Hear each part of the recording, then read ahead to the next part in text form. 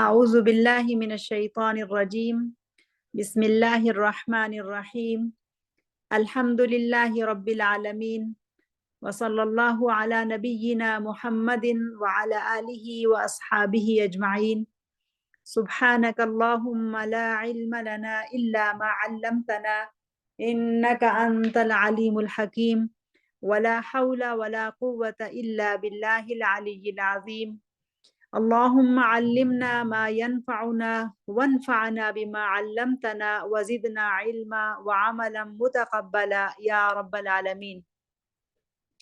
اللهم إنا نبرأ إليك من حولنا وقوتنا وعلمنا وحفظنا وذكائنا ونلتجئ إلى حولك وقوتك يا ذا القوة المتين آمين يا رب۔ فی بیت الحبیب صلی اللہ علیہ وسلم کے خوبصورت سلسلے کا ایک ایسا پروگرام جو اپنی وسعت کی وجہ سے بہت ہی جامع اور خوبصورت ہے، اور بہت عرصے سے ہم اس انتظار میں تھے کہ ہم اس پروگرام کو کر سکیں۔ یہ حصہ دراصل رسول اللہ صلی اللہ علیہ وسلم کی بہت ہی زیادہ پیاری بیٹیوں سے متعلق ہے، یعنی فی بیت الحبیب کے اندر بنات الرسول صلی اللہ علیہ وسلم۔ تو ہم پھر ایک دفعہ ماضی میں جاتے ہیں اور مکہ مکرمہ کے گلی کوچوں میں گھومتے گھامتے ایک ایسے گھر میں پہنچ جاتے ہیں جو سیدہ خدیجہ رضی اللہ تعالی عنہا کا گھر ہے، اور جہاں پر وہ اپنی بہت ہی خوبصورت اور بہت ہی زیادہ مبارک پیشانی والی بیٹیوں کے ساتھ آباد ہیں۔ محمد رسول اللہ صلی اللہ علیہ وسلم جب سیدہ خدیجہ رضی اللہ عنہا کے ساتھ نکاح کے رشتے میں بندھے تو اللہ تعالیٰ نے ان کو جو اولاد عطا کی، ان میں سب سے بڑا، سب سے پہلے پیدا ہونے والا بیٹا تھا جن کا نام قاسم رکھا گیا، اور جن سے ہی رسول اللہ صلی اللہ علیہ وسلم کی کنیت ابو القاسم قرار پائی۔ قاسم بچپن ہی میں وفات پا گئے رضی اللہ عنہ، اور پھر ان کے کچھ عرصے کے بعد رسول اللہ صلی اللہ علیہ وسلم اور سیدہ خدیجہ کے آنگن میں ایک پھول کھلا، اور وہ تھا سیدہ زینب بنت محمد صلی اللہ علیہ وسلم کا۔ سیدہ زینب بنت محمد بن عبداللہ وہ کہ جو ہاشمیہ ہیں، اور وہ کہ جو نسب اور حسب کے لحاظ سے دونوں طرف سے بہت ہی بلند مقام رکھتی ہیں، اور جن کا لقب ہے صاحبۃ القلادتی، بہت ہی خوبصورت اور اچھوتا سا لقب ہے صاحبۃ القلادتی، یعنی ہار والی۔ اور یہ ہے دراصل اس واقعے کی طرف اشارہ کہ جب انہوں نے ایک موقع پر رسول اللہ صلی اللہ علیہ وسلم کی خدمت میں اپنے شوہر کو آزاد کرانے کے لیے فدیے میں ہار بھیجا تھا، جو کہ ان کی والدہ کی نشانی تھا۔ اس کا واقعہ آگے چل کے آئے گا، اسی نسبت سے ان کا لقب ہے صاحبۃ القلادہ۔ اور ان کا ایک اور لقب ہے مہاجرہ، اور ان کا ایک اور خاص لقب ہے، وہ ہے زوجۃ وفیۃ، یعنی انتہائی وفادار بیوی۔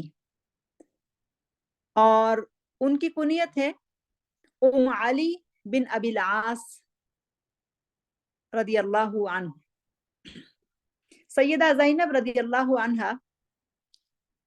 جب پیدا ہوئی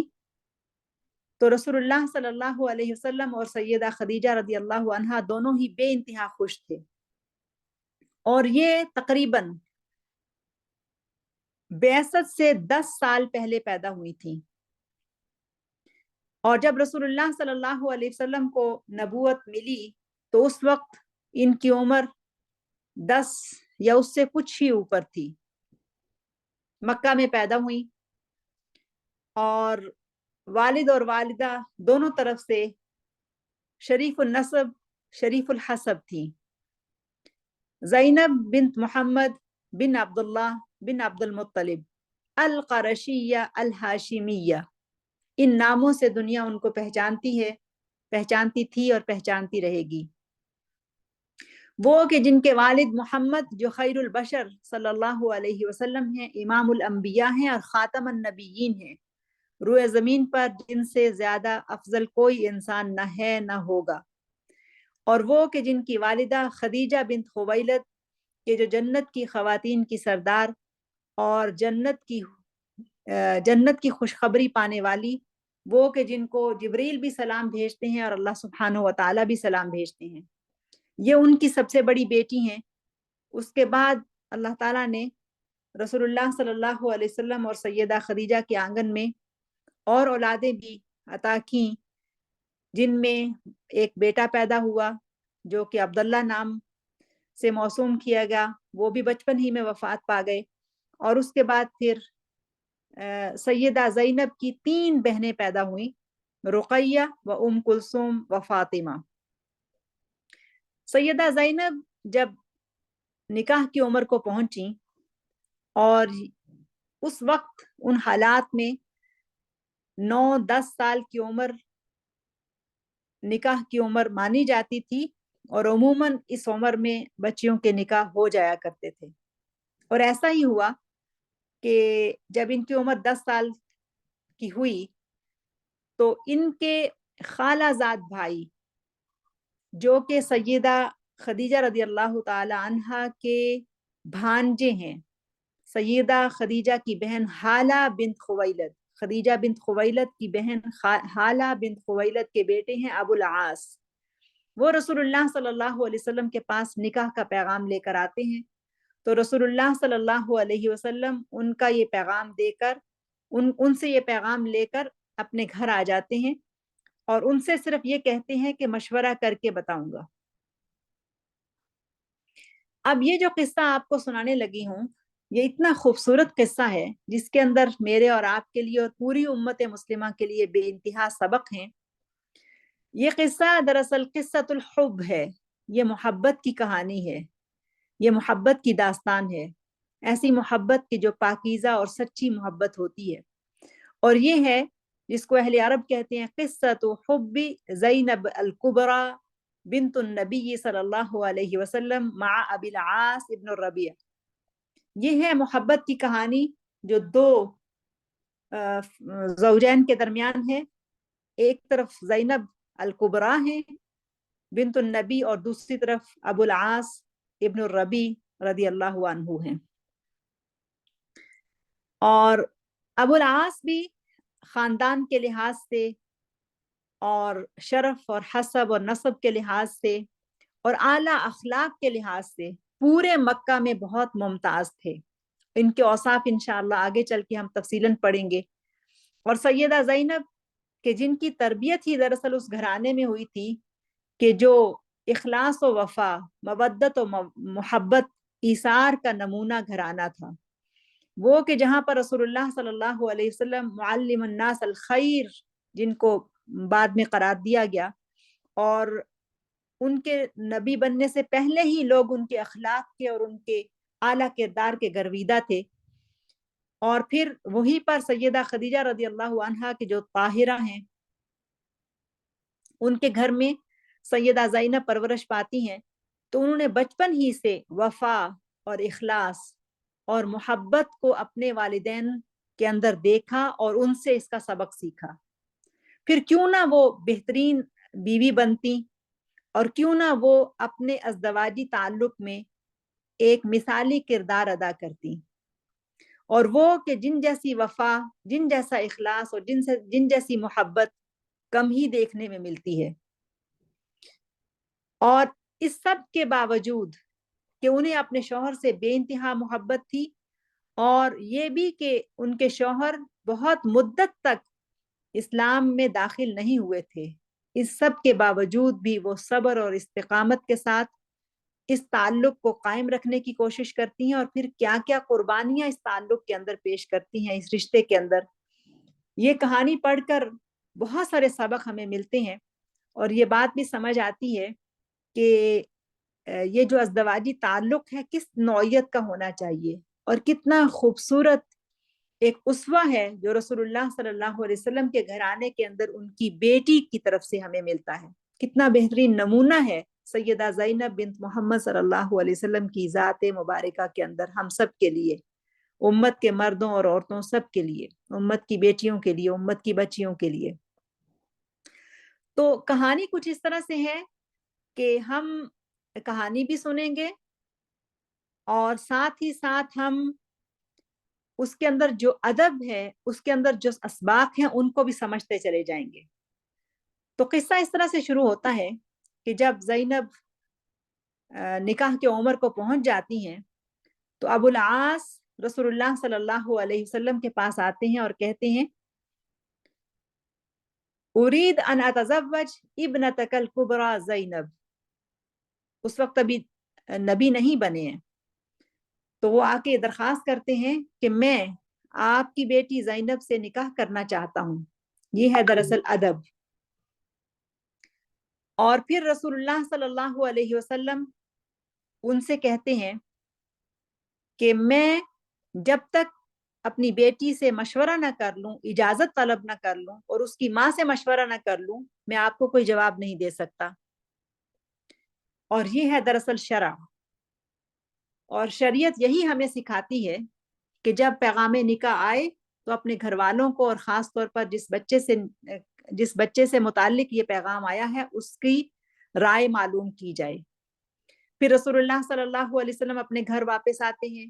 اور پھر سیدہ خدیجہ اور سیدہ زینب دونوں سے مشورہ کرتے ہیں. اور سیدہ خدیجہ تو اپنے بھانجے کے اخلاق اور کردار اور سیرت سے واقف ہیں اور وہ تو اس بات کو بہت پسند کرتی ہیں اور یہ تو ان کے دل کی خواہش اور مراد ہے. لیکن یہاں پر ہی بات رک نہیں جاتی کہ یک طرفہ فیصلہ ہو، بلکہ رسول اللہ صلی اللہ علیہ وسلم اپنی پیاری بیٹی کو بھی بلا لیتے ہیں اور پھر ان سے کہتے ہیں کہ ابن خالتی کی جاءنی وذکر اسمکی فہل ترضینہ زوجا لکی. اے میری پیاری بیٹی، تمہاری خالہ کا بیٹا آیا ہے اور اس نے آ کر تمہارا نام لیا ہے، کیا تم یہ بات پسند کرتی ہو کہ میں تمہیں اس کے نکاح میں دے دوں؟ سیدہ زینب اس بات کو سنتی ہیں تو ان کا چہرہ سرخ ہو جاتا ہے حیا کی وجہ سے اور وہ مسکرا دیتی ہیں. اور یہاں پر دراصل یہ نشانی ہے، یہ دراصل حیا ہے، یہ دراصل وقار ہے، یہ دراصل جواب ہے ان کا، جس کو خاموش جواب اور قابل احترام رسپیکٹفل جواب کہہ سکتے ہیں. اور جب بیٹی کی طرف سے اطمینان ہو جاتا ہے تو پھر رسول اللہ صلی اللہ علیہ وسلم واپس ابو العاص کے پاس جا کے ان کو اپنی رضامندی دے دیتے ہیں اور پھر اس طرح سے یہ نکاح ہو جاتا ہے. اب کچھ وقت بہت خوشحالی کا، آرام کا، سکون کا گھر کے اندر گزرتا ہے. ابو العاص سیدہ زینب رضی اللہ عنہا سے بے انتہا محبت کرتے ہیں اور زینب بھی ان پر اپنی جان چھڑکتی ہیں. اور پھر ابو العاص تاجر ہیں، وہ تجارت کی غرض سے سفر پر چلے جاتے ہیں اور اسی سفر پر ہی ہوتے ہیں تو ان کے ہاں ان کی غیر موجودگی میں ایک بیٹی پیدا ہوتی ہے جس کو امامہ کا نام دیا جاتا ہے. جب ابو العاص واپس آتے ہیں تو ان کو یہ پتہ تبدیلی آ چکی ہے. رسول اللہ صلی اللہ علیہ وسلم یعنی محمد رسول اللہ وہ تو نبوت کا اعلان کر چکے ہیں اور یہاں تو معاملہ کچھ اور ہو چکا ہے. بات ان کے کانوں میں بھی پہنچ جاتی ہے لیکن وہ بغیر کسی بھی احتجاج کے، بغیر کسی بھی رد عمل کو ظاہر کیے وہ اپنے گھر چلے جاتے ہیں. اور جب وہ گھر پہنچتے ہیں تو سیدہ زینب ان کا استقبال کرتی ہیں اور پھر ان کے آرام کا انتظام، کھانے کا انتظام کرنے کے بعد انہیں بتاتی ہیں کہ میرے پاس آپ کے لیے ایک بڑی خبر ہے. بہت احترام سے ان سے بات کرتی ہیں اور جب وہ پوچھتے ہیں ابو العاص کہ کیا خبر ہے تو وہ کہتی ہیں کہ बुइसा अबी नबिय्यन व अना अस्लमत, मेरे बाप को नबी बनाकर मबूस किया गया है और मैंने इस्लाम कबूल कर लिया है। अबुल आस कहते हैं, तुमने मेरे आने का इंतजार क्यों न किया, तुमने मुझे खबर क्यों न दी। तो वो जवाब देती हैं, मा कुन्तु लिउकज़्ज़िबा अबी व मा काना अबी बिकाज़िबिन इन्नहु सादिक अल अमीन। मेरा बाप कभी भी झूठ नहीं बोलता और आपको मालूम है कि मैं अपने बाप की सदाकत की गवाह हूं और पूरा मक्का उनकी सदाकत का गवाह है। वो कभी गलत बात नहीं करते, कभी झूठ नहीं कहते। और ये क्यों कर मुमकिन था कि मैं अपने बाप की बात की तस्दीक न करती और उनको झुटला देती। और फिर साथ ही ये भी कहती हैं कि मैं अकेली मुसलमान नहीं हुई, बल्कि मेरी माँ भी मुसलमान हो चुकी हैं, मेरी बहनें भी मुसलमान हो चुकी हैं। और फिर साथ ही ये भी बताती हैं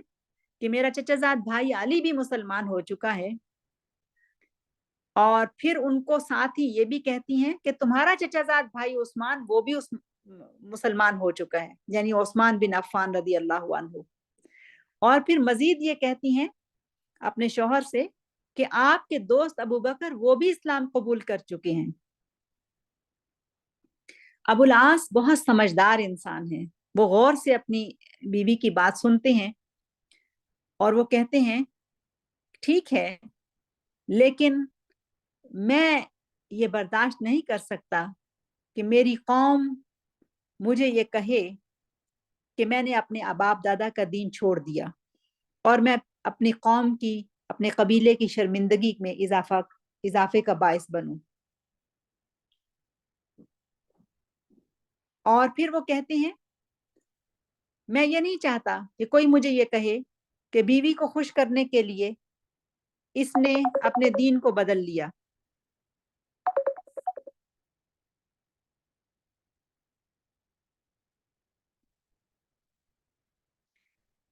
इस तरह से दोनों के दरमियान मुकालमा होता है। और फिर वो उनसे कहती हैं कि आपको मालूम है कि मेरे वालिद झूठ नहीं बोलते, आप भी इस्लाम कबूल कर लीजिए और इस रास्ते में आप मेरे साथी बन जाइए। तो वो उनसे कहते हैं, उन्हें जवाब देते हैं कि तुम्हारे ऊपर मुझे कोई एतराज नहीं, तुम जो चाहो करो, लेकिन मैं अपना दीन नहीं छोड़ सकता। तो वो जवाब देती हैं कि ठीक है, आप अपना दीन नहीं छोड़ना चाहते, लेकिन मैं भी आपको छोड़ना नहीं चाहती। मैं आपकी बीवी हूं और आपकी बीवी रहूंगी, और मैं आपको हक बात के ऊपर या हक को कबूल करने के लिए आमादा करती रहूंगी और अल्लाह ताला से दुआ करती रहूंगी कि वो आपके दिल को हक के लिए खोल दे। इसी तरह से कुछ वक्त गुजर जाता है और वो अल्लाह ताला के लिए सब्र इख्तियार करती हैं और इसी तरह से उनका वक्त गुजरता जाता है। वो इस इंतजार में है कि कब उनके शौहर इस्लाम कबूल करें, लेकिन अल्लाह सुब्हानहू व तआला की तरफ से ये आजमाइश है उनके लिए कि उनके शौहर इस्लाम कबूल नहीं करते। दूसरी तरफ वो अपने घराने को, यानी अपने वालिद के और अपनी वालिदा के घराने को देखती हैं कि वो किस तरह से इस्लाम के लिए कुर्बानियां पेश कर रही हैं और कैसे उनका मुकाता होता है और किस तरह से रसूलुल्लाह सल्लल्लाहु अलैहि वसल्लम की 10 साल मक्की जिंदगी के अंदर पहले जो 10 साल हैं उसमें कितनी मुश्किलात आती हैं, वो सब देख रही हैं, लेकिन सब्र के साथ अपने घर में आबाद हैं और अपने घर को छोड़ने पर वो आमादा नहीं है, बल्कि वो मुसलसल अपनी मोहब्बत का इजहार करती हैं। और वो उनसे, अपने शौहर से ये कहती रहती हैं कि अगरचे आप इस्लाम कबूल नहीं कर रहे, लेकिन मैं आपके लिए दुआ करती रहूंगी और मैं आपसे मोहब्बत करती हूँ। और ये दरअसल उनकी सच्ची मोहब्बत थी जिसका वो हर वक्त इजहार करती थी। और ज़ैनब दरअसल वो आली हिम्मत खातून हैं कि जिन्होंने अपने घर को टूटने से बचाने के लिए हर मुश्किल को बर्दाश्त किया। और इस नाजुक मोड़ पर फैसला उनके हाथ में था कि वो क्या करें, जब उनके वालिद محمد رسول اللہ صلی اللہ علیہ وسلم نے مسلمانوں کو مدینہ کی طرف ہجرت کرنے کی اجازت دے دی، اور پھر آخر کار اللہ تعالیٰ کے حکم سے وہ بھی مدینہ کی طرف ہجرت کر گئے۔ رسول اللہ صلی اللہ علیہ وسلم مدینہ چلے گئے، اور رسول اللہ صلی اللہ علیہ وسلم نے مدینہ پہنچ کر اپنی گھر والوں کو بھی وہاں بلا لیا کچھ عرصے کے بعد، لیکن زینب نے پھر بھی اپنے ہی گھر میں رہنا پسند کیا اور انہوں نے ہجرت نہیں کی، اور وہ کسی بھی طور اپنے گھر کو توڑنے کے لیے آمادہ نہیں تھی، اپنے رشتے کو توڑنے پر آمادہ نہیں تھی۔ یہاں تک کہ 1 سال گزر گیا رسول اللہ صلی اللہ علیہ وسلم کو مدینہ منورہ جا کر رہتے ہوئے، اور پھر زینب نے یہ منظر بھی دیکھا کہ قریش کے لوگ مسلمانوں سے جنگ کرنے کے لیے تیاری کر رہے ہیں، اور جب مکہ والوں کے لشکر تیار ہوئے تو زینب کے والد محمد رسول اللہ صلی اللہ علیہ وسلم اور مسلمانوں سے جنگ کرنے کے لیے جو قافلہ، جو لشکر چلا مکہ سے، اس میں ابو العاص بھی تھے۔ اب ذرا سوچئے کہ کس قدر مشکل مقام تھا یہ سیدہ زینب کے لیے، کہ وہ خود دل سے اسلام قبول کر چکی ہیں، اسلام کے اوپر قائم ہیں، اور ایک طرف ان کے والد ہیں، اور دوسری طرف جو ان کے ساتھ جنگ کرنے کے لیے لشکر جا رہا ہے اس میں ان کے شوہر بھی موجود ہیں۔ وہ ان کو جانے سے روکتی نہیں ہیں، لیکن پھر بھی وہ محبت کے ساتھ ان کو اسلام کی طرف دعوت دیتی رہتی ہیں۔ حالانکہ اس سے پہلے سیدہ زینب نے بہت مشکل حالات دیکھے، جس میں ان کی والدہ کا بھی انتقال ہوا، سیدہ خدیجہ رضی اللہ عنہا وفات پا گئیں، اور پھر وہ ہر روز دیکھتی تھی کہ قریش مکہ کس طرح سے رسول اللہ صلی اللہ علیہ وسلم کو تنگ کرتے ہیں، اور کس طرح سے مسلمانوں کے اوپر زندگی کو مشکل بنا رکھا تھا انہوں نے۔ لیکن اس سب کے باوجود وہ اپنے گھر کے اندر آباد ہیں، اور وہ کسی طور اس رشتے کو ختم کرنا نہیں چاہتی ہیں۔ اور پھر جب ابو العاص مکہ سے نکل کر بدر کی طرف چلی جاتی ہیں تو وہ کہتی ہیں اللہم انی اخشا من یوم تشرق فیہ شمسک، اے اللہ میں اس بات سے ڈرتی ہوں کہ کوئی ایسا دن طلوع ہو کہ جس میں میری اولاد یتیم ہو جائے، او افقد ابی، یا میں اپنے باپ کو کھو دوں۔ یہاں پر بھی عجب کیفیت ہے کہ وہ بہت بے چینی کی کیفیت میں ہیں، مسلسل اللہ تعالیٰ سے دعا کر رہی ہیں، یہ بھی فکر ہے کہ کہیں میرے باپ کو کوئی نقصان نہ پہنچ جائے، اور یہ بھی فکر ہے کہ کہیں میرے شوہر کو جو میرے بچوں کا باپ ہے اس کو کوئی نقصان نہ پہنچ جائے۔ اور پھر ایک عجب واقعہ پیش آتا ہے کہ بدر کے مقام پر جب جنگ ہوتی ہے اور کفار کو شکست ہوتی ہے، اور پھر کچھ لوگ قیدی بنا لیے جاتے ہیں، تو ابو العاص بن الربی وہ بھی قیدی بنا لیے جاتے ہیں، اور وہ قید ہو کے مدینہ منورہ پہنچ جاتے ہیں۔ سبحان اللہ، ایک طرف زینب ہے جو مکہ میں ہیں، اور دوسری طرف ابو العاص ابن الربی ہیں کہ جو کہ قیدی کی حیثیت سے اب مدینہ منورہ میں موجود ہیں، اور قید کرنے والے بھی دراصل دیکھیں تو کیا عجب رشتہ ہے اس طرف کہ ان کے سسر ہیں محمد رسول اللہ صلی اللہ علیہ وسلم، کہ جن کے ساتھ جنگ میں اب وہ قیدی کی حیثیت سے وہاں پہنچ گئے ہیں۔ اور جب اس جنگ کی خبر مکہ پہنچتی ہے تو سیدہ زینب جلدی سے اپنے گھر سے باہر نکلتی ہیں اور خبر لے کر آنے والوں سے پوچھتی ہیں کہ کیا بنا، اور پھر وہ خبر لے کر آنے والے سے پوچھتی ہیں کہ ماذا فعل ابی، اس جنگ میں کیا ہوا، میرے باپ کے ساتھ کیا ہوا؟ تو انہیں بتایا جاتا ہے کہ انتصر المسلمون، مسلمان فتح پا گئے۔ تو وہ اللہ تعالیٰ کا شکر ادا کرتی ہیں، سجدہ شکر ادا کرتی ہیں۔ پھر خبر لانے والوں سے وہ پوچھتی ہیں وَمَاذَا فَعَلَ زَوْجِي، اور میرے شوہر کا کیا بنا؟ تو انہیں بتایا جاتا ہے کہ انہیں تو محمد صلی اللہ علیہ وسلم نے قیدی بنا لیا ہے، وہ ان کی قید میں ہیں، اب وہ جنگی قیدی کی حیثیت سے مدینہ میں ہیں۔ اور پھر وہ مشورہ کرتی ہیں، لوگوں سے پوچھتی ہیں کہ اب کیا ہو، یعنی قیدیوں کو چھڑانے کے لیے کیا طریقہ کار ہو سکتا ہے؟ تو انہیں خبر ملتی ہے کہ رسول اللہ صلی اللہ علیہ وسلم نے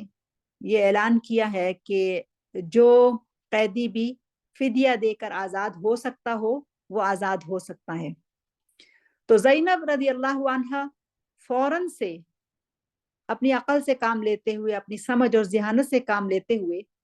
یہ ارادہ کرتی ہیں کہ انہوں نے اپنے شوہر کے لیے فدیہ بھیجنا ہے اور انہیں آزاد کرانا ہے۔ وہ یہ انتظار نہیں کرتی کہ ان کے قبیلے والے یا ان کی قوم والے کوئی ان کی مدد کریں یا ان کے لیے ان کی رہائی کا کوئی انتظام کریں۔ وہ فوراً سے خود سے اس فکر میں ہیں کہ انہیں اپنے شوہر کو آزاد کرانا ہے۔ اور پھر جب وہ اپنے گھر کا جائزہ لیتی ہیں اور دیکھتی ہیں تو کوئی زیادہ قابل لحاظ چیز نہیں ہے، کوئی زیادہ قیمتی چیز نہیں ہے کہ جس کو وہ فدیہ کے طور پر دے سکیں۔ اور پھر انہیں یہ خیال آتا ہے کہ ایک سونے کا ہار ان کے پاس موجود ہے جس کو کبھی ان کی والدہ نے انہیں گفٹ کیا تھا، انہیں ہدیہ کیا تھا، اور وہ کہ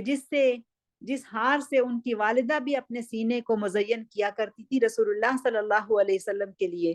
یہ وہ ہار تھا کہ جو انہیں معلوم تھا کہ یہ دراصل سیدہ خدیجہ رضی اللہ عنہا کا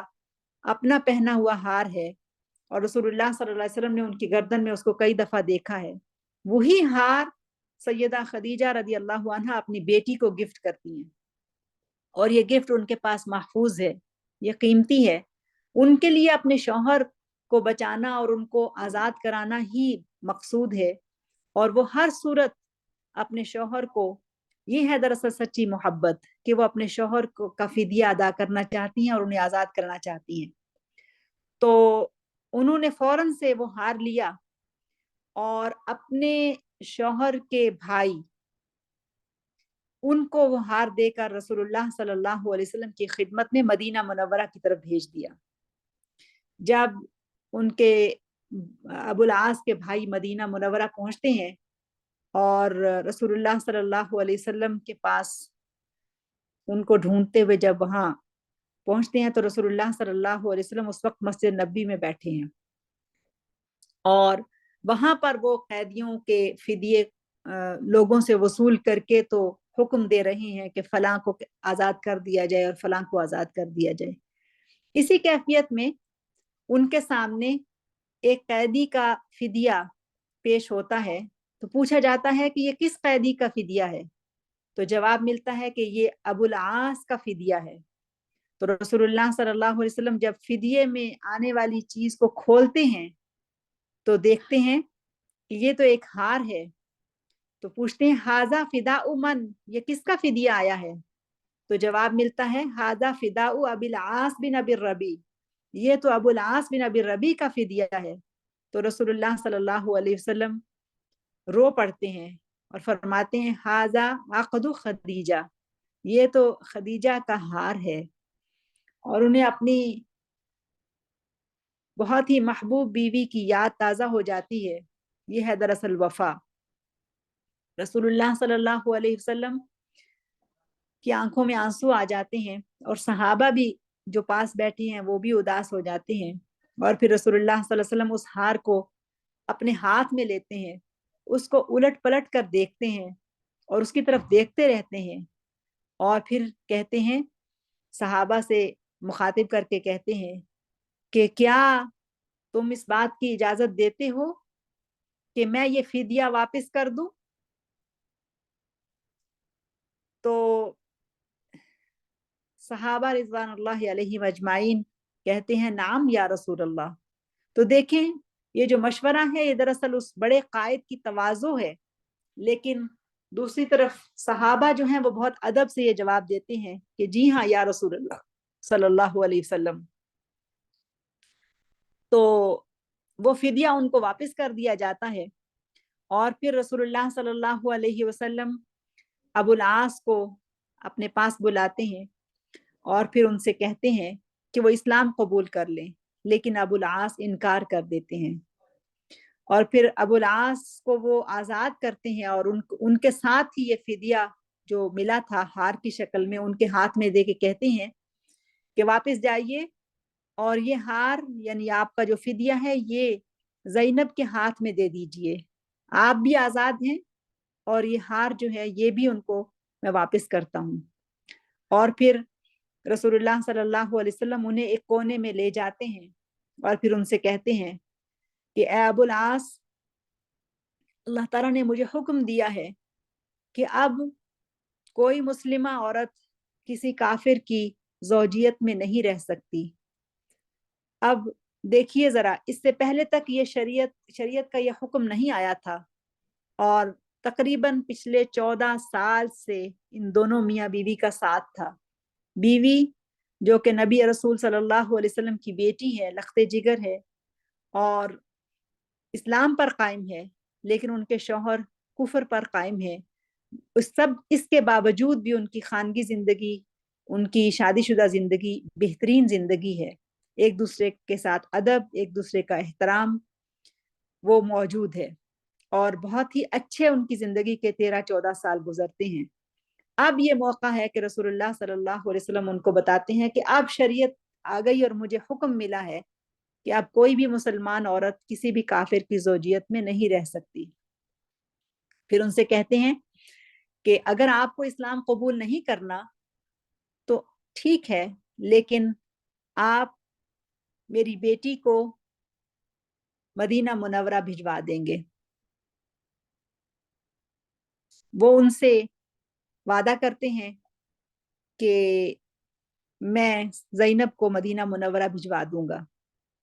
اب رسول اللہ صلی اللہ علیہ وسلم بیٹی اور داماد کے درمیان شدید محبت جو ہے اس کو جانتے ہیں. ان کو پتا ہے کہ زینب اب تک کیوں نہیں ہجرت کر کے یہاں آئی ہیں، اور ان کو یہ بھی پتا ہے کہ زینب سچی مسلمہ ہے،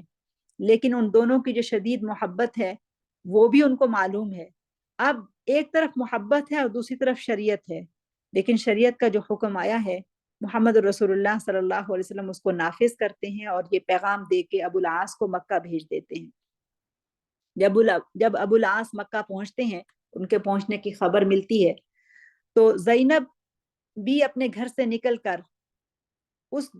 باب مکہ پہ پہنچ جاتی ہیں جہاں پر آنے والوں کا استقبال کیا جاتا ہے. اور جب وہ اپنے شوہر کو دیکھتی ہیں تو خوش ہو جاتی ہیں، اور وہ اس بات پر خوش ہیں کہ انہوں نے فدیہ بھیجا تھا اور وہ آزاد ہو کے آ گئے. تو وہ ان سے کہتی ہیں کہ مرحبا مرحبا، کہ آپ کو خوش آمدید. اور پھر وہ جب وہ تھوڑا ہٹ کے ان کی طرف چلنے لگتے ہیں تو وہ ان سے پوچھتی ہیں کہ آپ کہاں جا رہے ہیں، الا عین. تو وہ جواب دیتے ہیں، ابو العاص جواب دیتے ہیں، لست انا الذی سیرحل ولکن انت سترحلین، کہ میں نہیں ہوں کہ جو اب جاؤں گا، تم ہو کہ جو جانے والی ہو، الا ابیک، اپنے باپ کی طرف. اب یہ بہت مشکل مقام ہے، بہت مشکل وقت ہے ان کے لیے کہ اپنی بیوی سے بے انتہا محبت ہے، 2 بچے بھی ہیں، اور وہ ان کے ساتھ رہنا بھی چاہتی ہیں اور یہ بھی ان کے ساتھ رہنا چاہتی ہیں، لیکن باوجود اس کے کہ ابو العاص ابھی مشرک ہیں، وہ زبردستی سیدہ کو یعنی اپنی زوجہ کو روکتے نہیں ہیں. یعنی ان کی جو وفا اور ان کا جو وعدے کی وفاداری ہے وہ اتنی زیادہ ہے کہ چونکہ وہ رسول اللہ صلی اللہ علیہ وسلم سے وعدہ کر کے آئے ہیں کہ میں ان کو واپس بھیج دوں گا آپ کے پاس، ان کو بھیج دوں گا، اس لیے وہ اپنے وعدے کی وفا کرتے ہیں. تو پھر وہ کہتی ہیں کس لیے؟ تو ابو العاص کہتے ہیں اس لیے کہ آپ کے والد محمد صلی اللہ علیہ وسلم نے یہ فرمایا ہے کہ میرے اور تمہارے درمیان تفریق ہو چکی ہے، اس لیے کہ تم مسلمان ہو اور میں ابھی اپنے دین پر قائم ہوں. تو پھر وہ ان سے انتہائی ادب سے کہتے ہیں ارجعی الی ابی کی، اپنے باپ کے پاس چلی جاؤ. سیدہ ان سے کہتی ہیں کہ کیا ابھی وہ وقت نہیں آیا کہ آپ بھی اسلام قبول کر لیں؟ تو وہ انہیں جواب دیتے ہیں کہ نہیں. اب سیدہ کو جب یہ بات سمجھ میں آ جاتی ہے کہ یہ رسول اللہ صلی اللہ علیہ وسلم کا حکم ہے،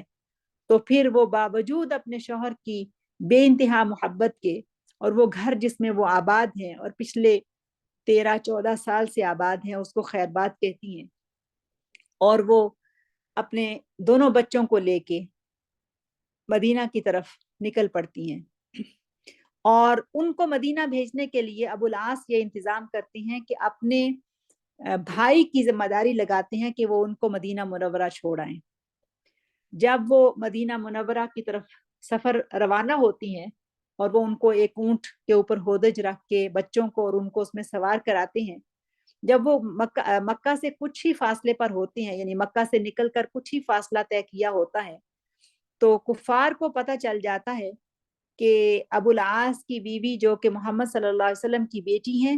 وہ مکہ سے نکل کر مدینہ جا رہی ہیں۔ تو وہ ان کا پیچھا کرتے ہیں،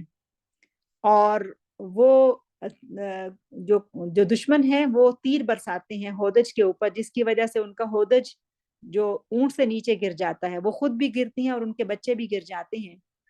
اور کچھ روایات میں آتا ہے کہ اس وقت وہ حمل سے تھی، اور وہ حمل بھی چلا جاتا ہے اور وہ اس کی وجہ سے زخمی بھی ہو جاتی ہیں، گرنے کی وجہ سے زخمی بھی ہو جاتی ہیں، تو ان کو بہت تکلیف پہنچتی ہے۔ تو جب یہ کیفیت ہوتی ہے تو ان کے جو دیور جو ان کو ساتھ لے کر جا رہے ہیں، ان کے پاس بھی تیر کمان موجود ہوتا ہے، تو وہ بھی مقابلے پہ آ جاتے ہیں، اور جو حملہ کرنے والے ہیں ان سے مخاطب ہو کے کہتے ہیں کہ آؤ میں تم سے مقابلہ کرتا ہوں اور میں تمہیں شکست دینے کی کوشش کرتا ہوں۔ تو اس طرح سے ان کے درمیان اچھا خاصا مقابلہ ہو جاتا ہے۔ تو ابو سفیان وہاں پر موجود ہوتے ہیں، تو وہ درمیان میں آ کے بیچ بچاؤ کر دیتے ہیں، اور وہ کہتے ہیں کہ اس طرح سے ایسا نہ کرو، اگر کہیں کوئی کسی کا قتل ہو گیا تو بہت مشکل ہو جائے گی۔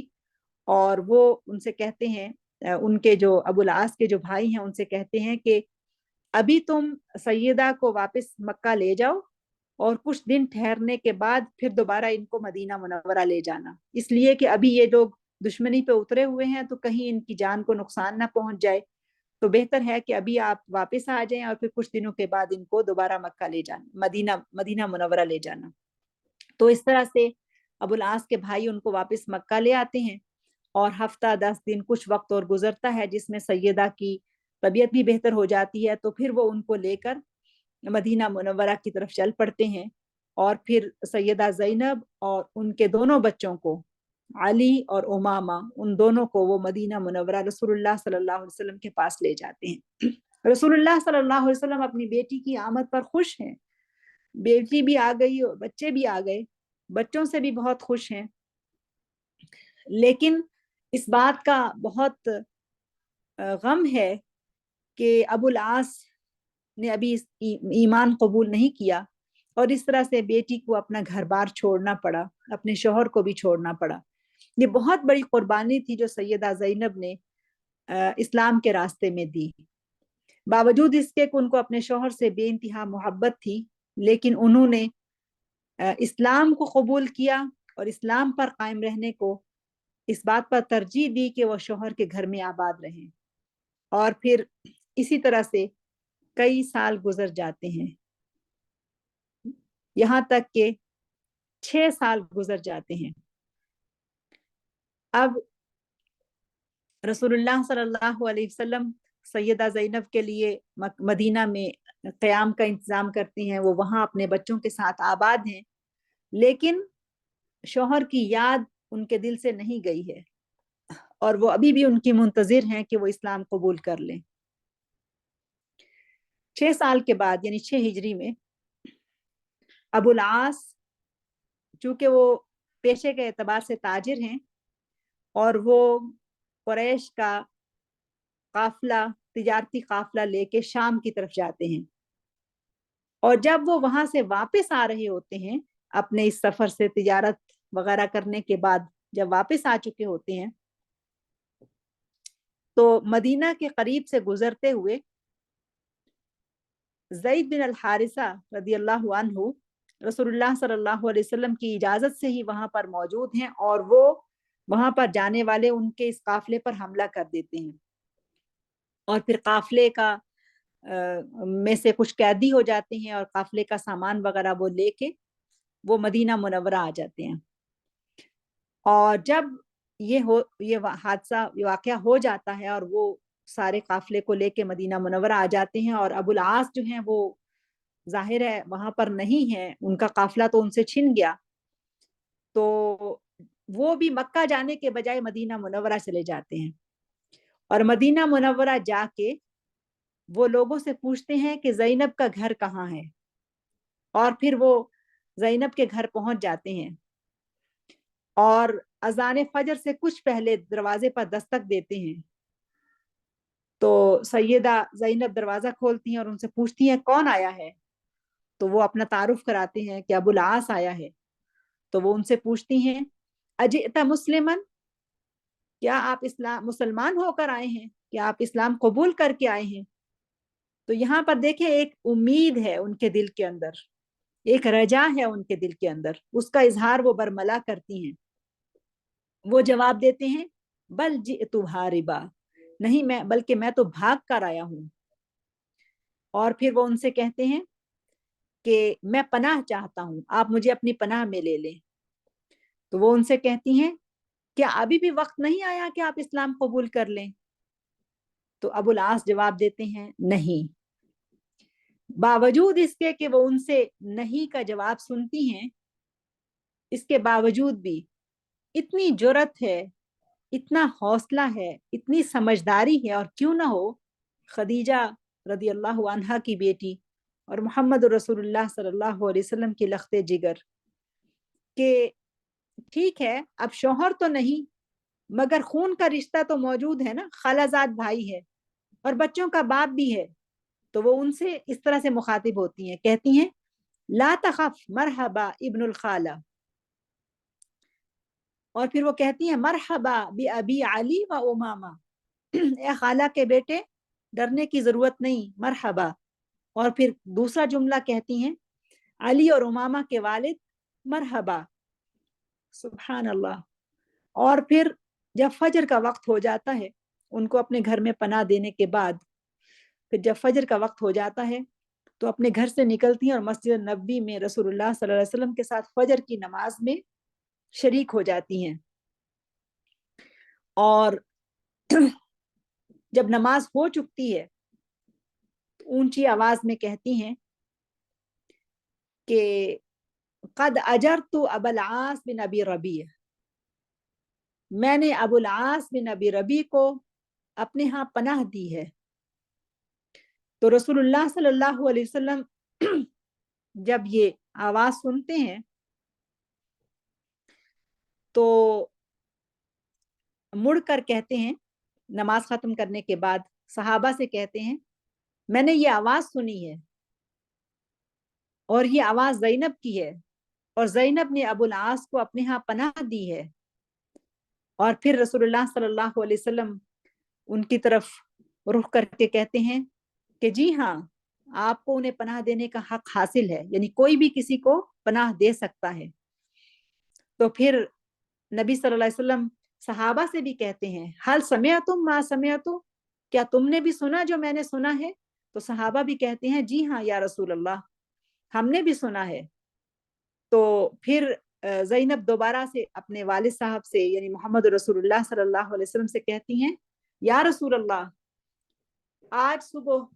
فجر سے پہلے ابو العاص میرے پاس آئے تھے اور وہ میری خالہ کے بیٹے بھی ہیں اور میرے بچوں کی اولاد بھی، میری اولاد کے والد بھی ہیں، میں نے ان کو اپنے ہاں پناہ دی ہے. تو رسول اللہ صلی اللہ علیہ وسلم صحابہ کی طرف مخاطب ہو کے پھر کہتے ہیں کہ ابو العاص کو زینب نے پناہ دی ہے اور اس کو ان کے ہاں ان کو اپنے ہاں پناہ دینے کا حق ہے. اور پھر رسول اللہ صلی اللہ علیہ وسلم مسجد نبوی سے نکلتے ہیں اور اپنی بیٹی کے گھر پہنچ جاتے ہیں اور پھر ان سے کہتے ہیں کہ آپ کو پناہ دینے کا حق تو ہے لیکن آپ کو یہ معلوم ہونا چاہیے کہ آپ ان کی بیوی نہیں ہیں، یعنی یہ جو رشتہ جو ہے وہ ختم ہو چکا ہے، میاں بیوی کا رشتہ ختم ہو چکا ہے. ہاں جو رشتہ موجود ہے وہ ہے کہ وہ آپ کی خالہ زاد بھی ہیں اور آپ کے کی اولاد کے والد بھی ہیں. تو پھر رسول اللہ صلی اللہ علیہ وسلم ان کو یہ بات سمجھانے کے بعد دیکھیں یہاں پر رحمت بھی ہے اور شریعت بھی ہے، یعنی ایسا نہیں کہ رشتے کو ایک دم سے توڑ دیا جائے اور پھر اس کے بعد کچھ بھی باقی نہ رہ جائے. جب میں یہ واقعہ پڑھ رہی تھی اور اس تفصیل کے ساتھ پڑھ رہی تھی تو مجھے لگا کہ اس واقعے کے اندر تو ہمارے لیے اتنے اسباق ہیں کہ ہمارے ہاں بدकिस्मती से जब कोई रिश्ता टूटता है तो एक दूसरे की जिस हद तक भी तजलील की जा सकती हो, जिस हद तक भी एक दूसरे को रुस्वा किया जा सकता हो, फरीकैन ऐसा करने की कोशिश करते हैं, इल्ला माशा अल्लाह। देखिए यहाँ पर भी रिश्ता टूटा, लेकिन क्या खूबसूरत उसलूब है, क्या इज्जत है, क्या एहतराम है, किस तरह से शरीयत के कवानीन को सामने रखा जा रहा है, कैसी रहमत का इजहार हो रहा है। सुभान अल्लाह। बल्कि हमें कुरान तो ये समझाता है कि जब मामलात ख़त्म करने हो, अज़दवाजी ताल्लुकात जब ताल्लुक नहीं रहा, जब निकाह का रिश्ता जो है वो जायज़ रिश्ता तोड़ने का भी मरहला आ गया, तो भी दे दिलाकर अच्छे तरीके से, शरीफाना तरीके से रुखसत किया जाए, ना कि बेइज्जत करके घर से निकाला जाए। अब यहाँ पर देखें मामला कितना खूबसूरत है कि वो यानी अबुल आस सैयदा ज़ैनब के पास आके पनाह लेते हैं और फिर वो उनके साथ कैसा करीमाना सलूक उनके साथ करती हैं। और जब रसूलुल्लाह सल्लल्लाहु अलैहि वसल्लम उनको ये बताते हैं कि वो आपका खालाजाद भाई तो है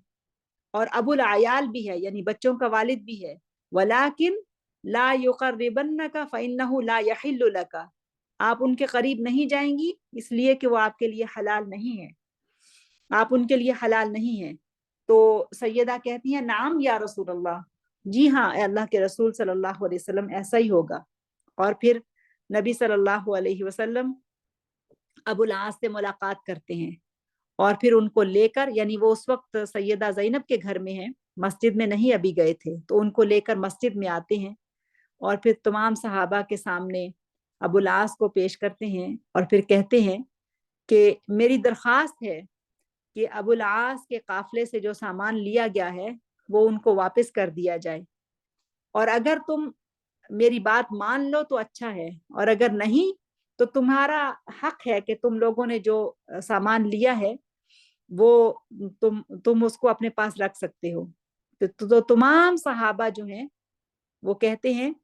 कि हमने जो कुछ भी लिया उनके काफिले से सामान, हम उसको वापस करते हैं और उनका जितना भी सामान था सारे का सारा उनको वापस दे दिया जाता है। अबुल आस सारा सामान इकट्ठा करते हैं जो कि उनके पास अमानत है अहले मक्का की, और इकट्ठा करके सारा सामान वापस मक्का पहुंच जाते हैं और ज़ैनब को और अपने बच्चों को और मोहम्मद रसूलुल्लाह सल्लल्लाहु अलैहि वसल्लम को पीछे मदीना छोड़ देते हैं। जब अबुल आस मक्का पहुंचते हैं और अहले मक्का के एक एक फर्द की वो अमानतें जो उनके पास थी उनके पास उनको दे चुकते हैं और खाली हाथ हो जाते हैं, तो फिर सब अहले मक्का को जमा करते हैं और फिर उनसे पूछते हैं अय्युहन्नास हाज़िही अम्वालुकुम हल बक़िया लकुम शै, ए लोगो ये सब तुम्हारे माल थे जो मैंने तुम्हें अदा कर दिए, क्या मेरे जिम्मे कोई और चीज बाकी है? तो सब अहले मक्का उनको जवाब देते हैं कि जज़ीता खैरन व वफ़ीता अहसनल वफ़ा, कि अल्लाह ताला आपको जज़ा दे, आपने बहुत अच्छा मामला किया, आपने बहुत अच्छे से हमारे सामान हमें वापस लौटा दिए। देखिए यहाँ पर इस वाक़े से मालूम होता है कि अबुल आस कितने आला अखलाक व किरदार के मालिक थे। बल्कि यूं लगता है कि जैसे अबुल आस के अंदर जो खूबियां थी वो दरअसल वही खूबियां थी जो रसूलुल्लाह सल्लल्लाहु अलैहि वसल्लम के अंदर भी थी, कि जब रसूलुल्लाह सल्लल्लाहु अलैहि वसल्लम मक्का से निकलकर मदीना की तरफ हिजरत करके गए थे तो अहले मक्का की अमानतें उनके पास मौजूद थी। तो रसूलुल्लाह सल्लल्लाहु अलैहि वसल्लम इस हाल में निकले थे कि वो उनके खून के प्यासे थे, लेकिन रसूलुल्लाह सल्लल्लाहु अलैहि वसल्लम ने उस वक्त भी उनकी अमानतों में किसी भी किस्म की खयानत करने को गवारा नहीं किया, बल्कि सैयदना अली रदी अल्लाह अन्हु के ये जिम्मे लगाया कि वो अमानतें अहले अमानत के सपुर्द करें और फिर उनके यहाँ यानी मक्का से हिजरत करके मदीना उनके पास पहुंच जाएं। तो ऐसे ही अबुल आस ने भी एक आला ज़र्फी का और अमानतदारी का मुजाहिरा किया, और जब सब अमानतें अहले मक्का को दे चुके तो फिर उनकी मौजूदगी में उनसे कहा अशहदु अल्ला इलाहा इल्लल्लाह व अशहदु अन्ना मुहम्मदुर रसूलुल्लाह, मैं तुम सब के सामने ये ऐलान करता हूँ कि अल्लाह ताला के सिवा कोई माबूद नहीं और मोहम्मद सल्लल्लाहु अलैहि वसल्लम अल्लाह ताला के रसूल हैं, और इस्लाम कबूल कर लेते हैं। इस्लाम का ऐलान करने के बाद फिर मक्का से निकल आते हैं और मदीना की तरफ पहुंच जाते हैं। अब ये جب کہانی سنائی جا رہی ہے تو کہنے کو تو یہ بہت آسان ہے کہ مدینہ منورہ سے نکلے اور مکہ پہنچ گئے، اور مکہ مکرمہ سے نکلے تو مدینہ پہنچ گئے، لیکن حقیقت میں یہ ایک بہت مشکل سفر ہے کہ جس کو وہ طے کرتے ہیں۔ ابھی تو پہنچے تھے، امانتیں سپرد کی، کچھ دیر کے لیے بھی مکہ نہیں ٹھہرے، بلکہ اب انہوں نے یہ والا اعزاز بھی لینا تھا کہ انہوں نے اب مدینہ کی طرف ہجرت کا، مہاجر کا جو لقب ہے اس کو بھی انہوں نے حاصل کرنا تھا، تو وہ مہاجر ہو کر مدینہ منورہ کی طرف چل پڑتے ہیں۔ جب مدینہ منورہ پہنچتے ہیں تو دیکھتے ہیں کہ رسول اللہ صلی اللہ علیہ وسلم مسجد نبی میں موجود ہیں۔ سب سے پہلے ان کے پاس جاتے ہیں اور ان کے سامنے پہنچ کر کہتے ہیں السلام علیکہ یا رسول اللہ، اشہد ان لا الہ الا اللہ و اشہد انک رسول اللہ، اور پھر وہ اپنے اسلام کا اعلان کرتے ہیں۔ پھر رسول اللہ صلی اللہ علیہ وسلم کے لیے تو ظاہر ہے یہ بہت خوشی کی بات ہے، بے انتہا مسرت اور خوشی ہے، لیکن دوسری طرف ان کی بیٹی زینب جنہوں نے اتنا لمبا انتظار کیا، اب دیکھیں 20 سال کا انتظار تھا جو سیدہ زینب نے اپنے شوہر کے لیے کیا، 20 سال، یعنی وہ پہلے وہ وقت جو تھا کہ جو وہاں پہ گزارا، اور پھر اس کے بعد 14 سال وہ تھے جو مکہ میں گزارے، اور 6 سال تقریباً یہ ہیں کہ جو انہوں نے مدینہ میں گزارے۔ اور پھر رسول اللہ صلی اللہ علیہ وسلم ابو العاص کا ہاتھ پکڑ کے سیدہ زینب کے گھر میں پہنچ جاتے ہیں، اور پھر جا کر اندر داخل ہونے کی اجازت مانگتے ہیں۔ تو سیدہ جب دیکھتی ہیں کہ ابھی کچھ ہی دن پہلے تو ابو العاص گئے تھے، اب واپس آ رہی ہیں، اور اب میرے پاس پناہ لینے کے بجائے اب رسول اللہ صلی اللہ علیہ وسلم کے ہاتھ میں ہاتھ ڈالے ان کے گھر کے دروازے کے سامنے کھڑے ہیں، تو پھر وہ حیران ہو جاتی ہیں، اور پھر رسول اللہ صلی اللہ علیہ وسلم کہتے ہیں یا زینب ان ابن خالتی کی جاء لی اليوم یستأذننی ان ترجعی لہو فہل تقبلین، اے زینب تیری خالہ کا بیٹا آج میرے پاس آیا ہے اور یہ اجازت طلب کر رہا ہے کہ کیا کہ میں تمہیں ان کے عقد میں دوبارہ لوٹا دوں، میں تمہیں ان کے نکاح میں دوبارہ دے دوں، کیا تم راضی ہو کہ دوبارہ سے یہ نکاح کر دیا جائے؟ سبحان اللہ۔ اس وقت بھی محمد رسول اللہ صلی اللہ علیہ وسلم اپنی بیٹی سے ان کی رائے مانگ رہے ہیں، ان کا مشورہ مانگ رہے ہیں، اگرچہ رسول اللہ صلی اللہ علیہ وسلم کو بہت اچھی طرح سے پتا ہے کہ سیدہ زینب اس انتظار میں ہے کہ کب ابو العاص اسلام قبول کریں گے، اور وہ نکاح کے جو فسخ ہو چکا ہے، یعنی موقوف ہو چکا ہے، ختم ہو چکا ہے، لیکن انہوں نے ان کے بچوں کی لک آفٹر کی، دیکھ بھال کی، ان کو پروان چڑھایا، اور اس دوران کہیں بھی نکاح نہیں کیا، وہ اس انتظار میں تھی۔ اور پھر جب رسول اللہ صلی اللہ علیہ وسلم ابو العاص کے ساتھ وہاں پہنچتی ہیں تو پھر سیرت لکھنے والے کہتے ہیں کہ احمر وجہہا وابتسمت، کہ اس وقت بھی ان کا چہرہ سرخ ہو گیا اور وہ مسکرا دی، اور رسول اللہ صلی اللہ علیہ وسلم کو وہ وقت یاد آ گیا کہ جب کبھی کئی سال پہلے سیدہ خدیجہ رضی اللہ عنہا کی موجودگی میں 20 سال پہلے انہوں نے اپنی بیٹی سے اس کے نکاح کی اجازت مانگی تھی، تو اس وقت بھی وہ ان کا چہرہ سرخ ہو گیا تھا شرم کی وجہ سے، اور وہ مسکرا دی تھی۔ اور پھر رسول اللہ صلی اللہ علیہ وسلم ابو العاص کا نکاح دوبارہ سے سیدہ زینب کے ساتھ کر دیتے ہیں۔ اب سیدہ زینب رضی اللہ عنہا کے لیے تو بے انتہا خوشی ہے کہ ان کے شوہر واپس آ گئے ہیں، اور ابو العاص بھی بہت زیادہ خوش ہیں، کہ ظاہر ہے کہ میں نے شروع میں کہا کہ یہ تو ہے ہی قصۃ الحب، یہ تو محبت کی داستان تھی، وہ دونوں جو اتنے سال جدا رہنے کے بعد اب اکٹھے ہو گئے ہیں، اور وہ اپنے بچوں کے ساتھ ایک خوبصورت زندگی دوبارہ سے گزارنا شروع کر دیتے ہیں، لیکن اللہ تعالیٰ کو کچھ اور ہی منظور ہے۔ ابھی ایک ہی سال گزرا تھا کہ سیدہ زینب جو کہ اپنے اس زخم کی وجہ سے جو ان کو ہجرت کے راستے میں لگا تھا، جو ان کو ہجرت کے راستے میں آیا تھا، وہ اس کی وجہ سے وہ اکثر بیمار رہا کرتی تھی. وہی بیماری دوبارہ سے عود آئی اور وہ اسی کی وجہ سے کچھ دن بیمار رہنے کے بعد وفات پا گئی. اور ابو العاص بے انتہا غمگین ہوئے. ابو العاص کی حالت یہ تھی کہ وہ ہر وقت روتے رہتے تھے اور کبھی بھی چپ نہیں کیا کرتے تھے،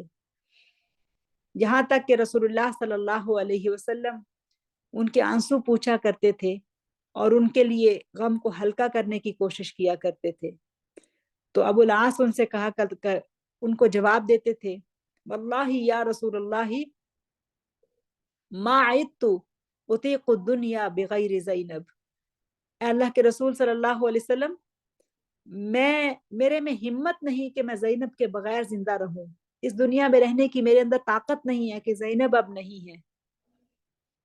اتنی مثالی محبت تھی انہیں سیدہ زینب رضی اللہ عنہا سے. سیدہ زینب وفات پا گئی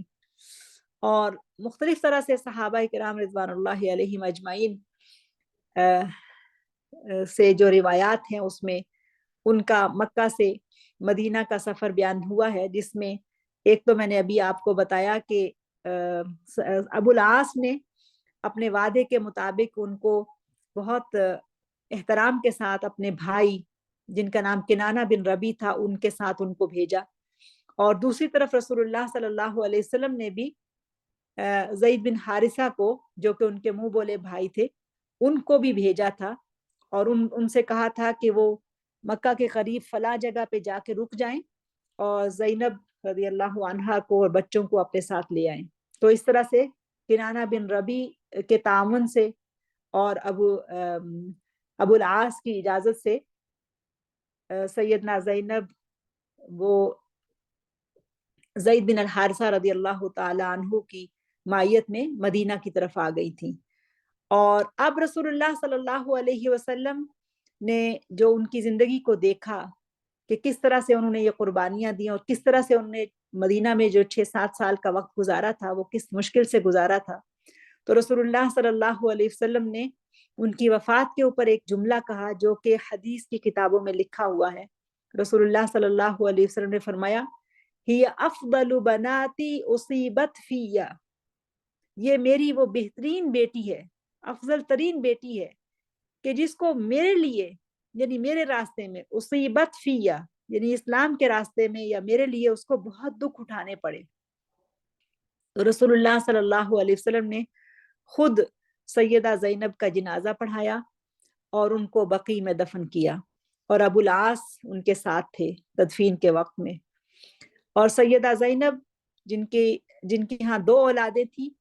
ایک ان کی بیٹی امامہ ہیں جن کے بارے میں حدیث میں بھی آتا ہے کہ رسول اللہ صلی اللہ علیہ وسلم سیدہ امامہ کے ساتھ کھیلا کرتے تھے، ان کو اپنے کندھوں پہ اٹھایا کرتے تھے. وہ نواسی جن سے ان کو بہت محبت تھی اور وہ بعض اوقات نماز میں بھی ان کو اپنے کندھوں پہ اٹھاتے تھے اور پھر جب سجدے میں جاتے تھے تو ان کو اتار کر نیچے رکھ لیا کرتے تھے.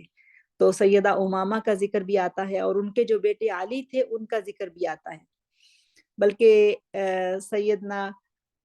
علی کے بارے میں تو یہ آتا ہے کہ علی جو رسول اللہ صلی اللہ علیہ وسلم کے نواسے تھے، یہ فتح مکہ کے موقع پر نبی صلی اللہ علیہ وسلم کے ردیف تھے، یعنی ان کے سواری میں پیچھے بیٹھے ہوئے تھے.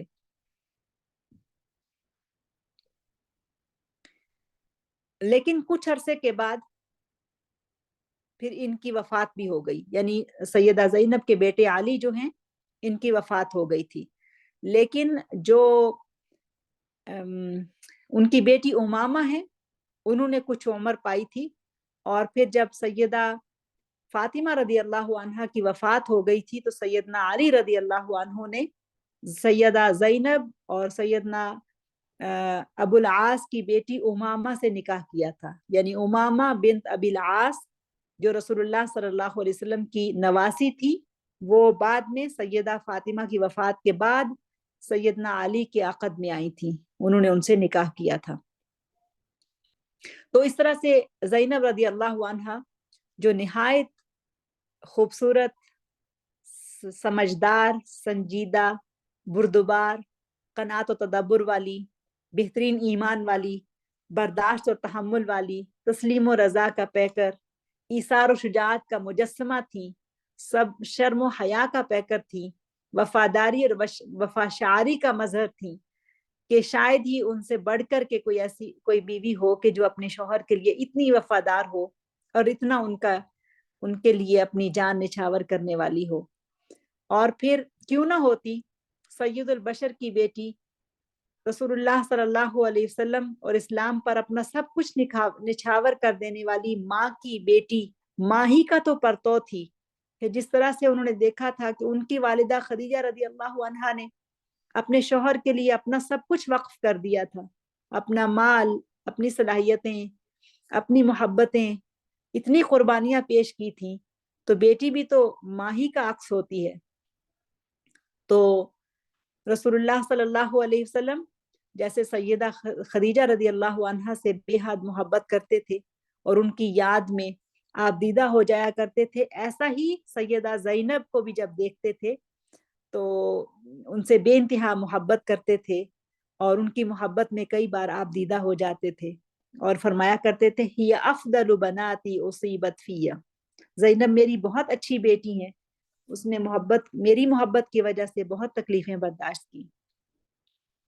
تو سیدہ زینب رضی اللہ عنہا کی جب وفات ہوئی اور ان کی تدفین ہو گئی تو سیدنا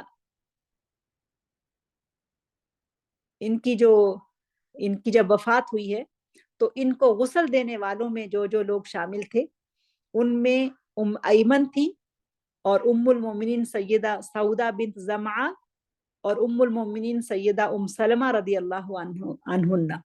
ان سب نے مل کر سیدہ زینب رضی اللہ عنہا کو غسل دیا، اور پھر رسول اللہ صلی اللہ علیہ وسلم نے ان کی نماز جنازہ پڑھائی، اور پھر رسول اللہ صلی اللہ علیہ وسلم خود